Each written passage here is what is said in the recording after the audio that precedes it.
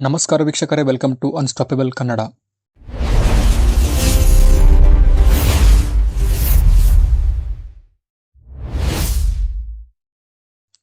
Big boss season 12ರಲ್ಲಿ ಯುವರಾಣಿಯಾಗಿ entry ಕೊಟ್ಟ ಜಾನ್ವಿ ಅವರು ಇತ್ತೀಚೆಗೆ ಸ್ಪರ್ಧಿಗಳೊಂದಿಗೆ ಮಾತನಾಡುತ್ತಾ ತಮ್ಮ ಜೀವನದಲ್ಲಿ ಆದ ಕಹಿ ಘಟನೆಗಳನ್ನು ತೋಡಿಕೊಂಡು ಕಣ್ಣೀರಿಟ್ಟಿದ್ದರು. ಅದೇನೆಂದರೆ ಗಂಡ ಅವರಿಂದ ದೂರವಾಗಿದ್ದರು ಹಾಗೂ ಡೈವರ್ಸ್ಗೆ ಮುಂಚೆನೇ ಜಾನ್ವಿಯವರ ಸ್ನೇಹಿತೆಯೊಂದಿಗೇನೇ ವಿವಾಹವಾಗಿದ್ದರು ಎಂದು ಹೇಳಿದ್ದರು. ಆದರೆ ಸಂದರ್ಶನವೊಂದರಲ್ಲಿ ಮಾತನಾಡಿದ ಜಾನ್ವಿಯವರ ಗಂಡ ಕಾರ್ತಿಕ್, ಅವಳು ಹೇಳುತ್ತಿರುವುದು ಸುಳ್ಳು, ಅವಳು ಕರ್ನಾಟಕದ ಜನತೆಯ ಸಿಂಪತಿ ಗಿಟ್ಟಿಸಿಕೊಳ್ಳಲು ಸುಳ್ಳು ಹೇಳುತ್ತಿದ್ದಾಳೆಂದು ಆರೋಪ ಮಾಡಿದ್ದಾನೆ.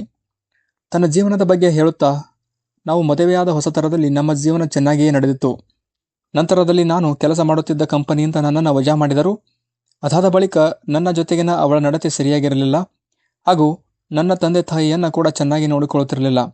ಪದೇ ಪದೇ ಬೆಂಗಳೂರಿನಲ್ಲಿ ಒಂದು ಕಂಪಾರ್ಟ್ಮೆಂಟ್ ಖರೀದಿಸೋಣೆಂದು ಹೇಳುತ್ತಿದ್ದಳು. ಆ ಸಂದರ್ಭದಲ್ಲಿ ನಾನು ಯಾವುದೇ ಕೆಲಸ ಮಾಡುತ್ತಿರಲಿಲ್ಲವಾದ್ದರಿಂದ ಅದನ್ನು ಖರೀದಿಸುವ ಶಕ್ತಿ ನನ್ನಲ್ಲಿ ಇರಲಿಲ್ಲ ಎಂದು ಹೇಳಿದ್ದಾನೆ. ಹಾಗೆಯೇ ಮುಂದುವರೆದು, ಬರ್ತಾ ಬರ್ತಾ ಅವಳು ಬೇರೆ ಗಂಡಸಿನೊಂದಿಗೆ ಬಹಳ ಸಲುಗೆಯಿಂದ ನಡೆದುಕೊಳ್ಳಲು ಪ್ರಾರಂಭಿಸಿದಳು. ಹಾಗಾಗಿ ನಾನು ಅವಳಿಂದ ದೂರವಾದೆ ಎಂದು ಹೇಳಿದ್ದಾನೆ. ಸ್ನೇಹಿತರೆ, ಇಲ್ಲಿ ಯಾರು ನಿಜ ಹೇಳುತ್ತಿದ್ದಾರೆ ಹಾಗೂ ಯಾರು ಸುಳ್ಳು ಹೇಳುತ್ತಿದ್ದಾರೆ ಎಂದು ಅವರೇ ಉತ್ತರಿಸಬೇಕು. ಇದರ ಬಗ್ಗೆ ನಿಮ್ಮ ಅಭಿಪ್ರಾಯವನ್ನು ತಿಳಿಸಿ. ಧನ್ಯವಾದಗಳು.